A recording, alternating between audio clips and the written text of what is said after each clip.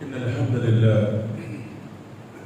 الحمد لله نحمده ونستعينه ونستغفره ونؤمن به ونتوكل عليه ونعوذ بالله من شرور أنفسنا ومن سيئات أعمالنا ومن يهده الله فلا مضل له ومن يضلله فلا هادي له وأشهد أن لا إله إلا الله وأشهد أن محمدا عبده ورسوله يا أيها الذين آمنوا اتقوا الله حق تقاته ولا تموتن إلا وأنتم مسلمون يا أيها الناس اتقوا ربكم الذي خلقكم من نفس واحدة وخلق منها زوجها وبث منهما رجالا كثيرا ونساء واتقوا الله الذي تساءلون به والأرحام إن الله كان عليكم رقيبا يا أيها الذين آمنوا اتقوا الله وقولوا قولا سديدا لكم ويغفر لكم ذنوبكم ومن يطع الله ورسوله فقد فاز فوزا عظيما أما الحديث وخير الهدي هدي محمد صلى الله عليه وسلم وشر الأمور محدثاتها وكل محدثة بدعة وكل بدعة ضلالة وكل ضلالة في النار أعوذ بالله من الشيطان الرجيم بسم الله الرحمن الرحيم قال لا تختصموا لدي وقد قدمت إليكم بالوعيد ما يبدل القول لدي وما أنا بظلام للعبيد يوم نقول لجهنم هل امتلأت وتقول هل من مزيد وأزلفت الجنة للمتقين غير بعيد هذا ما توعدون لكل أواب حفيظ من خشي الرحمن بالغيب وجاء بقلب منيب ادخلوها بسلام ذلك يوم الخلود وقال تعالى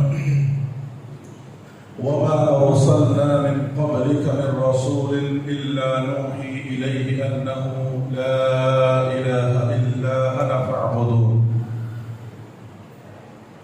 محترم بزرگان دین نوجوانان اسلام اور پردہ-نشین خواتین اسلام ہر طرح کی حمد و ثنا بزرگی بڑائی اس اللہ وحدہ لا شریک کے لیے لائق و زیبا ہے جو اکیلا تنہا ساری کائنات کا پالنہار ہے اس کے بعد تمام انبیاء کرام پر درود و سلام ہو بالخصوص ہمارے اور آپ کے آخری نبی پر صلی اللہ علیہ نبینا محمد و آلہ و اصحابہ اجمعین حاضرین جمعہ آج جس موضوع کے تحت مجھے گفتگو کرنے کو کہا وہ موضوع ہے عقیدہ توحید کی حفاظت اس سے متعلق میں انشاءاللہ آپ حضرات کے سامنے کہ ہماری زندگی میں کتنی بڑی یہ نعمت ہے اللہ رب العالمین کی اور اس کی کس قدر ہم کو اور آپ کو حفاظت کرنی چاہیے اور فکر مند ہونا چاہیے اس سے متعلق کچھ بنیادی باتیں انشاءاللہ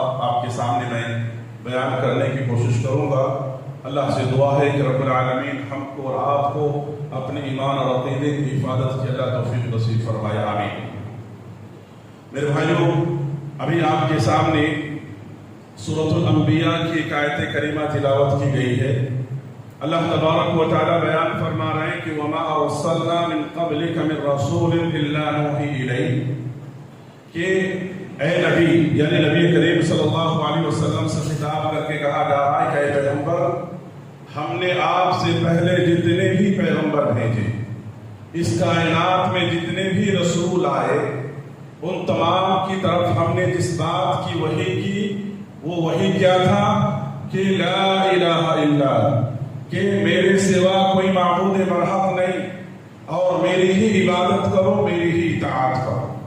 میرے بھائیوں، یہ جو آیت ہے، یہ آیت کریمہ عقیدہ توحید کی اہمیت کو بیان کرتی ہے، عقیدہ توحید کی عظمت کو بیان کرتی ہے اور عقیدہ توحید کی تاریخ کو بیان کرتی ہے۔ لہذا اس آیت کو جب ہم پڑھتے ہیں تو معلوم ہوتا ہے کہ اس کائنات کے اندر اللہ تبارک و تعالیٰ نے آدم علیہ السلام سے لے کر کے آخری نبی محمد صلی اللہ علیہ وسلم تک جو سارے پیغمبروں کو جو سب سے پہلا اور سب سے بڑا میسیج اللہ تبارک و تعالیٰ نے دیا، وہ ایک ہی پیغام تھا، وہ عقیدہ توحید کا پیغام تھا، لا الہ الا اللہ کا پیغام تھا۔ میرے بھائیوں، اس کائنات کے اندر اگر کوئی سب سے بڑی حقیقت ہے تو وہ عقیدہ توحید کی حقیقت ہے۔ اس کائنات کا نظام اگر چل رہا ہے تو عقیدہ توحید کی بنیاد پر چل رہا ہے۔ اس کائنات کے اندر جب ہم انبیاء کی زندگیوں کو پڑھتے ہیں، ان کی دین اور ان کی شریعتوں کو پڑھتے ہیں تو معلوم ہوتا ہے کہ حالات کے حساب سے، زمانے کے لحاظ سے شریعتیں بدلتی رہی، دین بدلتا رہا، لیکن اگر نہیں بدلا اس کائنات میں تو وہ کلمہ توحید کبھی نہیں بدلا۔ ہر نبی کے زمانے میں یہ کلمہ توحید جو ہے سب سے بڑی نیکی رہی ہے۔ نیکیوں میں سب سے بڑی اگر کوئی نیکی رہی تو عقیدہ توحید رہا، اور ہر نبی کے زمانے میں اگر گناہوں میں سب سے بڑا گناہ اگر کوئی رہا تو وہ شرک رہا۔ کبھی اس معاملے میں کوئی کمپرومائز نہیں ہوا اور کبھی کسی زمانے کے اندر اس کے اندر کوئی تبدیلی نہیں کی گئی۔ لہذا آپ دیکھیے حضرت نوح علیہ السلام کے زمانے میں، حضرت لوط علیہ السلام کے زمانے میں مشرکہ عورت سے نکاح کرنا جائز تھا، ایک شریعت اس زمانے کے اندر تھی۔ آپ دیکھیں حضرت موسیٰ علیہ السلام کے زمانے میں عبادت کے لیے ایک جگہ متعین کیا گیا تھا، لیکن آخری نبی محمد صلی اللہ علیہ وسلم کی شریعت میں ایک مسلمان، ایک مومن، ایک مشرکہ عورت سے نکاح نہیں کر سکتا۔ اس امت کو اللہ تعالیٰ نے عبادت کے لیے پوری زمین کو اللہ نے عبادت گاہ بنا دیا، جہاں جس جگہ عبادت کا وقت ہو جائے، نماز کا وقت ہو جائے، انسان نماز پڑھ سکتا ہے۔ تو اس طرح سے شریعتیں بدلی، تعلیمات بدلے، پیغامات بدلے، اگر نہیں بدلا تو وہ کلمہ توحید کبھی نہیں بدلا اور قیامت تک کبھی نہیں بدلے گا۔ میرے بھائیوں، جب ہم قرآن مجید کو پڑھتے ہیں تو قرآن مجید ہمارے سامنے یہ ریاکشن بیان کرتا ہے کہ جب لوگ اللہ تبارک و تعالیٰ کے لیے اولاد بناتے ہیں، اللہ کے ساتھ دوسروں کو شریک کرتے ہیں، اس کائنات کے اندر اللہ تبارک و تعالیٰ نے اس ریاکشن کو اللہ تعالیٰ نے سورہ مریم کے اندر اہل کتاب کے اوپر رد کرتے ہوئے اللہ رب العالمین نے بیان فرمایا۔ اللہ تبارک و تعالیٰ نے کہا وَقَالُوا اتَّخَذَ الرَّحْمَنُ وَلَدًا لَقَدْ جِئْتُمْ شَيْئًا إِدًّا تَكَادُ السَّمَاوَاتُ يَتَفَطَّرْنَ مِنْهُ وَتَنشَقُّ الْأَرْضُ وَتَخِرُّ الْجِبَالُ هَدًّا أَن دَعَوْا لِلرَّحْمَنِ وَلَدًا۔ اللہ اکبر۔ اللہ تبارک و تعالیٰ کہہ رہے ہیں کہ کیسے ظالم ہو تم لوگ کہ تم نے اتنا بڑا گناہ کا کام کیا ہے کہ تم نے اللہ کے لیے اولاد بنائے، اللہ کے لیے تم نے اولاد بنائے، اللہ کے لیے تم نے سب سے بڑی گالی تم نے دی اللہ کو۔ گویا تمہاری اس عمل کی وجہ سے آسمان پھٹ پڑے، زمین شک ہو جائے، یہ پہاڑ جسے دیکھ رہے ہو یہ ریزہ ریزہ ہو جائے، اور تم نے اللہ کے لیے اولاد بنائے، اللہ کے لیے تم نے شریک کار بنایا۔ میرے بھائیوں، جب قرآن مجید کو ہم پڑھتے ہیں تو معلوم ہوتا ہے کہ قرآن مجید کے اندر اللہ تعالیٰ نے سب سے زیادہ جن چیزوں کا پروف اور دلائل اور اللہ تبارک و تعالیٰ نے جن نشانیاں اللہ رب العالمین نے بیان فرمائی ہے وہ عقیدہ توحید سے متعلق ہے۔ اس لیے قرآن مجید کی 6000 سے زائد آیتوں میں سب سے عظیم آیت جس آیت کو قرار دیا گیا ہے وہ آیت الکرسی کو قرار دیا گیا۔ آیت الکرسی قرآن مجید کی سب سے عظیم آیت ہے، اور اس کو عظیم آیت اس لیے کہا گیا، اس آیت کی اتنی فضیلت اس لیے بیان کی گئی کہ اس آیت کے اندر آپ دیکھیں گے ایک ایک لفظ جو اللہ توحید پر مشتمل ہے. ایک ایک لفظ کو آپ پڑھتے جائیں اور آپ کو یہ حقیقت سمجھ میں آتا جائے گا. اللہ تبارک و تعالی نے کہا اللہ لا الہ الا هو الحی القیوم لا تأخذه سنة ولا نوم. اللہ اکبر. کہ معبود برحق وہی ہے جو ہمیشہ ہمیشہ رہنے والا ہے, جس کو ہمیشہ ہے, جس کا کوئی شریک نہیں. اللہ اکبر. میرے بھائیوں, اللہ تبارک و تعالی نے اس حقیقت کو اس آیت الکرسی کے اندر بیان فرمایا. اتنا ہی نہیں بلکہ آپ دیکھیں گے قرآن مجید باقاعدہ طور پر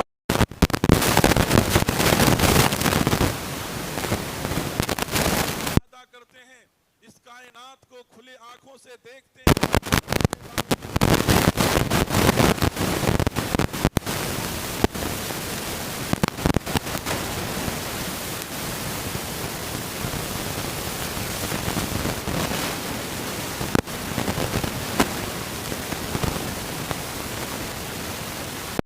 صورتیں ہر اس بات کی گواہی دے رہی ہے کہ اس کائنات کا معبود برحق ایک ہے. اللہ تبارک و تعالیٰ نے تعجب کا اظہار کرتے ہوئے سورہ یوسف کے اندر اللہ رب العالمین نے کہا وَكَأَيٍّ مِّن قَرْيَةٍ آیَةٍ فِي السَّمَاءِ. اللہ رب العالمین نے کہا وَكَأَيٍّ مِّن آیَةٍ فِي السَّمَاوَاتِ وَالْأَرْضِ يَمُرُّونَ عَلَيْهَا وَهُمْ عَنْهَا مُعْرِضُونَ.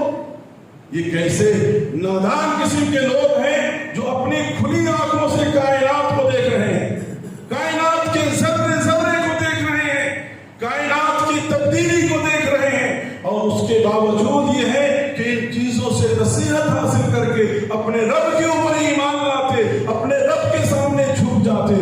ہونا تو یہ چاہیے تھا, لیکن اس کے باوجود یہ منہ موڑ کر کے اعراض کر کے روگردانی کرتے ہوئے زمین پہ چل رہا. پھر بات میرے بھائیوں, جب ہم پڑھتے ہیں اس کائنات کو دیکھتے ہیں تو دیکھیے عرب کا ایک بدو اونٹ چلانے والا, اور عرب کا جو گاؤں دیہات ہوتا ہے اس میں رہنے والے انسان کو بدو کہا جاتا ہے. ایک بدو, ایک ان پڑھ انسان جس نے توحید کو کیسے سمجھا اور توحید کو کیسے سمجھایا, اس کے جملوں کے ذریعے سے آپ اندازہ کر سکتے ہیں.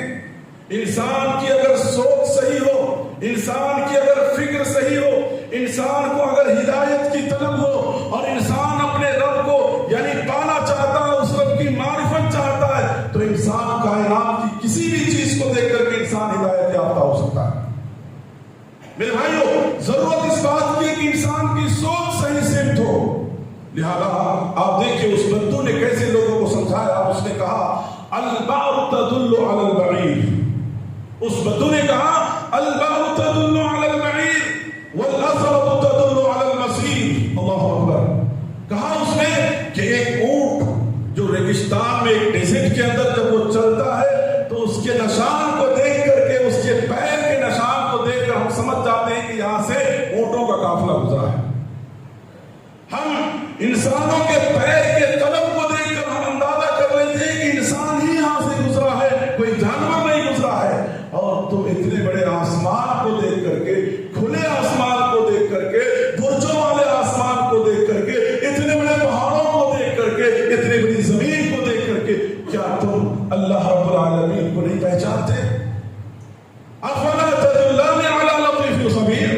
کیا یہ ساری کی ساری چیزیں جو اللہ لطیف ہے, خبیر ہے, اس کی پہچان اور اس کی معرفت کے لیے کافی نہیں کیا؟ میرے بھائیوں, یہ تمام چیزیں ہم کو اور آپ کو جو ہے یعنی دعوت فکر دے رہی ہے, ایک اللہ کی معرفت کی طرف, ایک رب کی طرف آنے کی طرف پیغام دے رہی ہے. لہذا ہر جمعہ آپ سورۃ الغاشیہ کی تلاوت سنتے ہیں, ہر جمعہ آپ قرآن مجید کی سورۃ الغاشیہ کی تلاوت سنتے ہیں. آپ دیکھیے کہ اللہ تعالیٰ نے انسانوں سے کیسے سوالات کیے ہیں, کیسے جھنجھوڑنے والے سوالات اللہ رب العالمین نے انسانوں سے کیا ہے. انسانوں کو ہلا دینے والا سوال اللہ رب العالمین نے کیا. اللہ تعالیٰ نے کہا افلا ينظرون الى الابل كيف خلقت والى السماء كيف رفعت والى الجبال كيف نصبت. اے انسان, ذرا اونٹ کی طرف دیکھو, یہ جو جانور ہے اونٹ, اس کی طرف دیکھو, اللہ نے اس کو کیسے بنایا ہے, اس کی بناوٹ پر غور کرو, اس کی جسامت پر غور کرو. اور اللہ تعالیٰ نے اس کو بنا کر کے ڈیزرٹ میں رکھا ہے, اور اللہ تبارک و تعالیٰ کا نظام دیکھو کہ جہاں پانی نہیں ہوتا ہے اللہ نے اس کے پانی کے لیے اس کے پیٹ میں پانی کا اسٹور اور اللہ نے ٹینک بنا رکھا ہے کہ ایک اونٹ جو ہے یعنی ہفتوں کا پانی اپنے پیٹ میں اسٹور کر لیتا ہے. اللہ اکبر. اللہ تعالیٰ نے کہا افلا ينظرون الى الابل كيف خلقت وَإِلَى السَّمَاءِ كَيْفَ رُفِعَتْ. دیکھو بغیر ستون کے اس آسمان کو اللہ نے تمہارے سروں پہ کھڑا کیا ہوا ہے اور تم دیکھتے نہیں زمین کو اللہ نے کیسے تمہارے لیے تمہارے رہنے کے قابل اللہ نے بنا دیا ہے. ان تمام چیزوں کی طرف تم دیکھتے نہیں. میرے بھائیوں یہ بہت ساری نشانیاں ہیں جو کائنات کے اندر ہم کو رات کو دعوت فکر دیتی ہے, رب کی معرفت کی طرف دعوت دے رہی ہے. اللہ تبارک و تعالیٰ نے یعنی ان تمام چیزوں پہ غور و فکر نہیں کرنے والوں کے لیے کتنی بڑی وعید سنائی گئی ہے اور کتنی بڑی ہلاکت کی خبر سنائی گئی ہے. آپ اس حدیث کے ذریعے سے اندازہ کریں. ایک مرتبہ نبی کریم صلی اللہ علیہ وسلم تہجد کی نماز پڑھ رہے تھے. تہجد کی نماز میں نبی کریم صلی اللہ علیہ وسلم بہت روئے, اتنا روئے اللہ کے رسول صلی اللہ علیہ وسلم کہ آپ کی داڑھی تر ہو گئی. اللہ اکبر. اللہ کے رسول صلی اللہ علیہ وسلم تہجد کی نماز میں اس قدر روئے کہ آپ کی سجدہ کرنے کی جگہ جو ہے پورا کا پورا ویٹ ہو گیا, پورا بھیگ گیا, آپ کی داڑھی تر ہو گئی. اللہ اکبر. اندازہ کیجیے کہ کتنا اللہ کے رسول صلی اللہ علیہ وسلم نماز کی حالت میں روئے ہوں گے. حضرت عائشہ رضی اللہ عنہا نبی کریم صلی اللہ علیہ وسلم سے سوال کرتی ہیں کہ اللہ کے رسول صلی اللہ علیہ وسلم آج کی رات کیا وجہ ہے کہ آپ اتنا روئے نماز میں؟ اللہ کے رسول صلی اللہ علیہ وسلم نے بیان فرمایا کہ عائشہ جاننا چاہتی ہوں کہ میں کیوں رویا, ریزن جاننا چاہتی ہو, سبب جاننا چاہتی ہو؟ اللہ کے رسول صلی اللہ علیہ وسلم نے کہا کہ آج کی رات مجھ پر ایک ایسی آیت نازل ہوئی ہے جس میں اللہ تبارک و تعالیٰ نے کہا کہ جو لوگ اس کائنات کو دیکھتے ہیں, اس کائنات کو دیکھ کر نصیحت حاصل نہیں کرتے, عقیدہ توحید کو نہیں اپناتے, اپنے رب کی پہچان اور معرفت حاصل نہیں کرتے, ایسے لوگ ہلاک ہو جائیں, برباد ہو جائیں, تباہ ہو جائیں. اللہ تبارک و تعالیٰ نے ایسی آیت نازل کر کے اس آیت میں مجھے رلایا ہے. لہذا سورہ آل عمران کی آخر رکوع کی وہ آیت ہے, اللہ کے رسول صلی اللہ علیہ وسلم نے اس آیت کی تلاوت کی, بڑی مشہور آیت ہے. وہ آیت یہ ہے ان فی خلق السماوات والارض واختلاف اللیل والنہار لآیات لأولی الالباب الذین یذکرون اللہ قیاما وقعودا وعلی جنوبہم یتفکرون فی خلق السماوات والارض ربنا ما خلقت هذا باطلا سبحانک فقنا عذاب النار. یہ آیت ہے جس آیت نے نبی کریم صلی اللہ علیہ وسلم کو اس قدر رلایا کہ آپ کی داڑھی پر ہو گئی. اس آیت میں کون سی ایسی بات کہی گئی؟ تو اس آیت کے اندر یہ بات کہی گئی کہ یقیناً آسمان اور زمین کی یہ تخلیق, یہ لیل و نہار, یہ دن اور رات کا آنا عقل مند لوگوں کے لیے اس میں بڑی نشانی ہے. اور یقیناً وہ لوگ جو اٹھتے بیٹھتے لیٹتے اللہ کا ذکر کرتے ہیں, اللہ رب العالمین کی حمد و تسبیح بیان کرتے ہیں اور اللہ تبارک و تعالیٰ کی اس بنائی ہوئی کائنات میں غور و فکر کرتے ہوئے ان کے دل سے, ان کی زبان سے کیا جملہ نکلتا ہے جب اس کائنات کو دیکھتے ہیں تو کہتے ہیں ربنا ما خلقت هذا باطلا. اللہ تو نے اس کائنات کو اتنی وسیع و عریض کائنات کو اللہ تو نے بیکار نہیں بنایا, تو نے اس مقصد کے تحت بنایا ہے, مقصد کے تحت اللہ تو نے اسے بنایا ہے. اور وہ مقصد کیا ہے؟ اللہ کی عبادت. اور جب اس کائنات کو ایک مقصد کے تحت بنایا گیا ہے تو یہ بات معلوم ہوتی ہے کہ روز قیامت بھی آئے گی, اور جب روز قیامت آئے گی پروردگارا, حشر کی عدالت جب قائم ہوگی پروردگارا, تو کہا جا رہا فقنا عذاب النار, اللہ تو عذاب جہنم سے بچا لینا, عذاب جہنم سے پروردگارا تو ہماری حفاظت کرنا. لہذا نبی کریم صلی اللہ علیہ وسلم سے یہ آیت جو ہے مستحب ہے. محدثین نے کہا کہ جو شخص بھی تہجد کے لیے اٹھتا ہے اسے چاہیے کہ وہ آسمان کی طرف دیکھے اور اس آیت کو اگر پڑھتا ہے تو وہ سنت عمل کرتا ہے. میرے بھائیوں کیوں؟ اس لیے کہ کائنات پوری طرح سے خاموش ہوتی ہے, پورا سناٹا چھایا ہوتا ہے, اس وقت انسان پوری طرح سے فریش مزاج ہوتا ہے اور ان چیزوں میں غور و فکر کرنے میں انسان کو بڑی آسانی ہوتی ہے. اس لیے یہ بات کہی گئی. میرے بھائیوں ہم اور آپ جس عقیدہ توحید کی بات کر رہے ہیں آپ کو معلوم ہونی چاہیے کہ جتنی بھی بشارتیں, خوشخبریاں سنائی گئی ہے وہ اسی عقیدہ توحید کی بنیاد پر سنائی گئی. اسی عقیدہ توحید کی بنیاد پر آپ کو اللہ کی طرف سے جتنی بھی خوشخبریاں، کامیابی کی، جنت کی، اللہ کے خوشنودی کی، تمام چیزوں کی خوشخبری سنائی گئی اسی کلمہ توحید کی بنیاد پر۔ اگر یہ کلمہ توحید آپ کی زندگی میں ہے تو سب کچھ ہے آپ کے پاس، اگر یہ نہیں ہے تو کچھ بھی نہیں ہے آپ کے پاس۔ میرے بھائیو، عقیدہ توحید کی نعمت بہت بڑی نعمت ہے۔ آپ ذرا غور کرو، ان لوگوں کو دیکھو جو عقیدہ توحید سے ہٹے ہوئے ہیں، شرک میں مبتلا ہے۔ عقیدہ توحید انسان کو عزت کے ساتھ زندگی جینا سکھاتی ہے، اور عقیدہ توحید اگر نہ ہو تو انسان ذلیل ہو جاتا ہے، رسوا ہو جاتا ہے، نیچ ہو جاتا ہے، یہاں تک کہ انسان جو ہے جانوروں سے بدتر ہو جاتا ہے۔ عقیدہ توحید نہیں، اور جن لوگوں کے پاس یہ نہیں ہے، آپ دیکھو ان لوگوں کی حالت دیکھو، کہاں اور کس حد تک وہ لوگ چلے جاتے ہیں۔ اور جن لوگوں کے دلوں میں اللہ کا توحید اور اللہ کی معرفت ہے، الحمدللہ ایسی نیچ حرکت کرنے سے اپنے آپ کو بچاتے ہیں۔ اس لیے اللہ نے کہا لَقَدْ خَلَقْنَا الْإِنسَانَ فِي أَحْسَنِ تَقْوِيمٍ ثُمَّ رَدَدْنَاهُ أَسْفَلَ سَافِلِينَ، بالکل اللہ ذلیل کر دیتا ہے۔ میرے بھائیو، تو اس عقیدہ توحید کی بنیاد پر ساری خوشخبریاں سنائی گئی ہے۔ میں ایک دو باتیں آپ کے سامنے بیان کرتا ہوں، جیسے کہ حضرت ابو ہریرہ رضی اللہ عنہ نے نبی کریم صلی اللہ علیہ وسلم سے پوچھا کہ من اسعد الناس بالشفاعت یا رسول اللہ صلی اللہ علیہ وسلم، اے اللہ کے رسول صلی اللہ علیہ وسلم، کل وہ کون خوش نصیب ہوگا جس کو آپ کی شفاعت نصیب ہوگی؟ میرے بھائیو، نبی کریم صلی اللہ علیہ وسلم نے بیان فرمایا کہ کل قیامت کے دن اس شخص کو یہ شفاعت، یعنی بہت سارے لوگ ایسے ہوں گے جو نبی کریم صلی اللہ علیہ وسلم کی شفاعت سے بخشش کیے جائیں گے اور جنت کے اندر داخل کیے جائیں گے۔ اللہ اکبر۔ میرے بھائیو، لہذا ایمان اور عقیدہ توحید کی اگر حفاظت کرتے ہیں، دین پر دین جس طرح سے اللہ کے رسول پر نازل ہوا اس طرح سے اگر اپناتے ہیں تو کل قیامت کے دن یہ مقام اور یہ شرف اللہ رب العالمین عطا کرے گا۔ لہذا اللہ کے رسول صلی اللہ علیہ وسلم نے کہا کہ من قال لا الہ الا اللہ خالصا بقلبہ، جس شخص نے بھی خلوص دل کے ساتھ کلمہ توحید لا الہ الا اللہ کا اقرار کیا ہے، کل قیامت کے دن ایسے شخص کو نبی کریم صلی اللہ علیہ وسلم کی شفاعت نصیب ہوگی۔ میرے بھائیو، کلمہ صرف زبان سے پڑھنے کا نام نہیں ہے، بلکہ زبان سے پہلے اپنے دل سے اسے ایکسپٹ کرنے اور اقرار کرنے کا نام ہے۔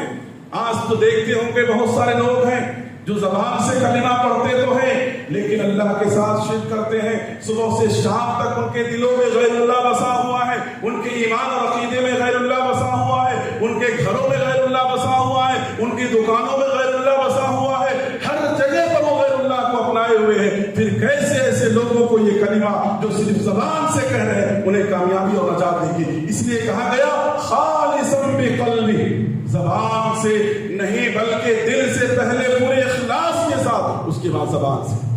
تو میرے بھائیو، آج امت مسلمہ کی حالت دیکھو، آج مسلمانوں کی ایک بڑی تعداد جس کی حالت دیکھو، اللہ اکبر، کس قدر سمجھے قبر پرستی میں، اولیاء پرستی میں، شرک کے اندر کس قدر مبتلا ہے۔ آپ کو معلوم ہے کہ نبی کریم صلی اللہ علیہ وسلم اسی مہینے کے اندر 12 ربیع الاول کو نبی کریم صلی اللہ علیہ وسلم کی وفات ہوئی۔ امت نے کتنی سمجھے گھناؤنی حرکتیں کی نبی کے دین کا نام دے کر کے۔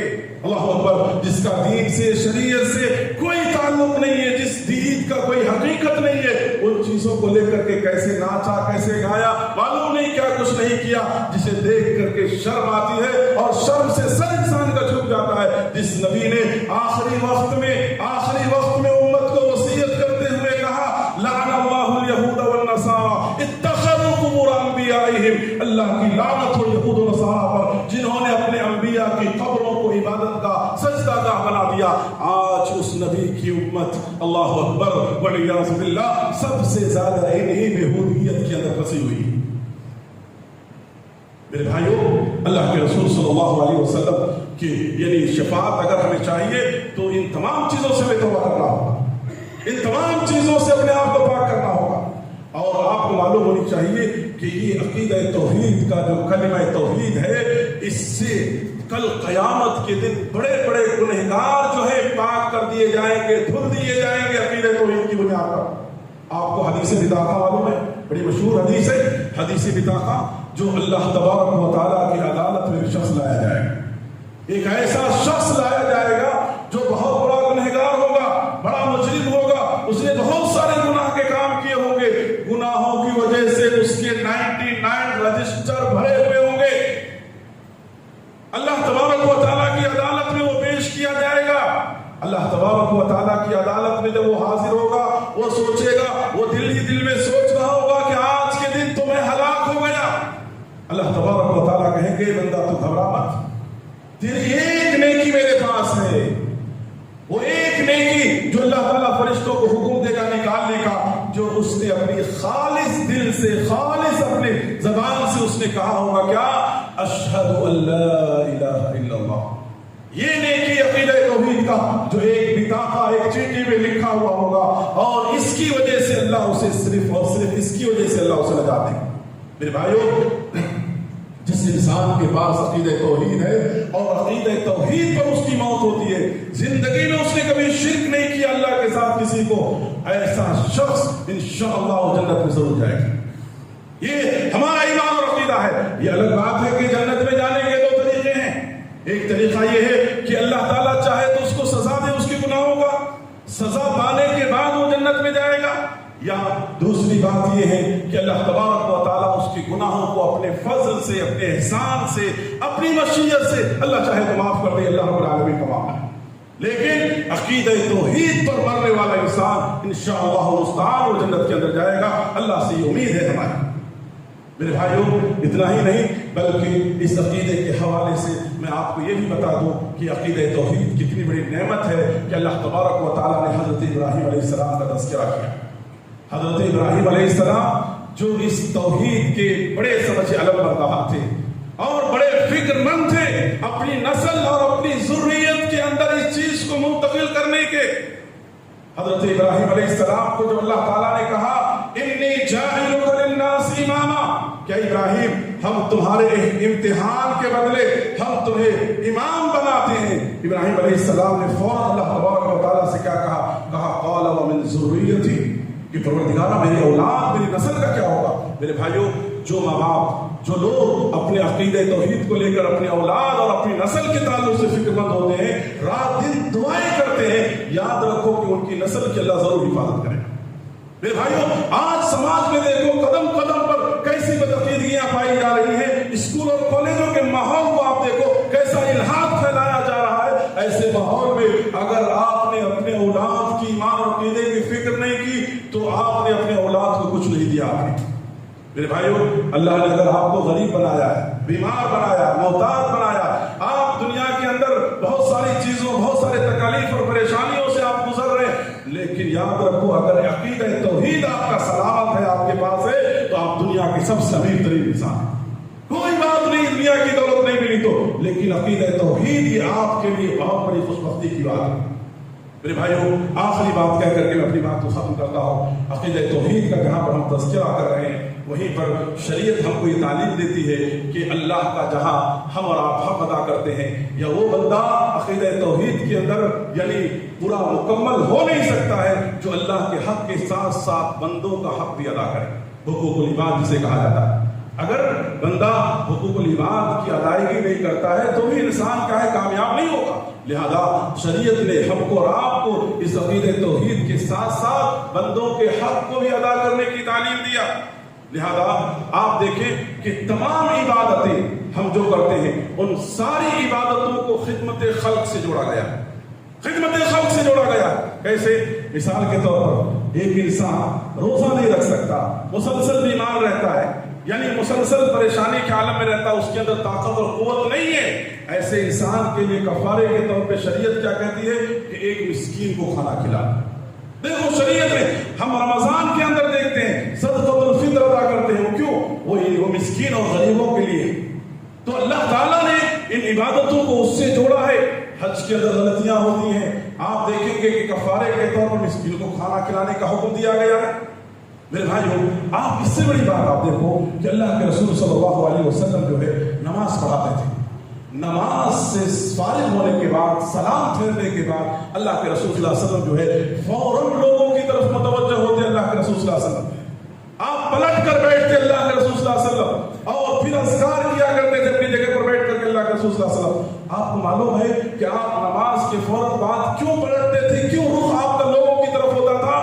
اس لیے ہوتا تھا کہ آپ لوگوں کو دیکھتے تھے، صحابہ کو دیکھتے تھے کہ صحابہ میں سے کون آیا ہے کون نہیں آیا ہے۔ اگر آپ کو معلوم ہوتا کہ کوئی بندہ نہیں ہے موجود تو آپ پوچھتے کہ کیا وجہ ہے کہ وہ نہیں آ رہا ہے، کس وجہ سے وہ نماز میں حاضر نہیں ہوا۔ معلوم ہوتا کہ اگر وہ بیمار ہے، پریشان ہے یا کسی اور طرح کی تکلیف میں ہے، اللہ کے رسول صلی اللہ علیہ وسلم جاتے، ان کی حالت، ان کی کیفیت معلوم کرتے، ان کے حق میں دعائیں کرتے، ان کے مسائل کو حل کرتے۔ اللہ کے رسول صلی اللہ علیہ وسلم، یہ اللہ کے رسول صلی اللہ علیہ وسلم کا معمول تھا۔ تو لہذا ہم عقیدہ توحید کی میرے بھائیوں حفاظت کریں، بالخصوص ایسے ماحول میں جہاں پر سمجھیے کہ آج سر چڑھ کر کے شیاطین جو ہے ان تمام کاموں کے اندر لوگوں کو ملوث کر رہا ہے، مبتلا کر رہا ہے۔ لہذا ایسے حالات میں ہماری اور آپ کی ذمہ داری ہے میرے بھائیوں کہ ہم دعوت و تبلیغ کی ذمہ داریوں کو بہتر طریقے سے اور عمدہ طریقے سے انجام دینے کی ہم کوشش کریں۔ اس کے لیے ہم کھڑے ہوں۔ اللہ تعالیٰ نے جو بھی طاقت اور قوت دیا ہے،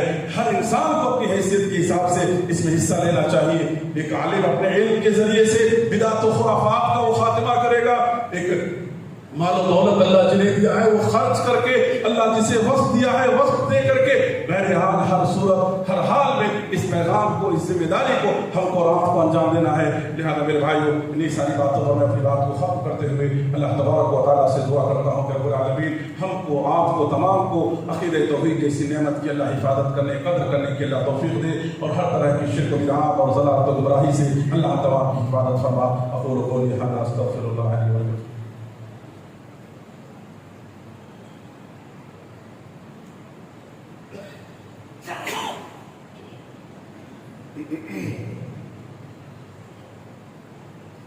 الحمد لله رب العالمين والعاقبة للمتقين والصلاة والسلام على رسوله الكريم اما بعد۔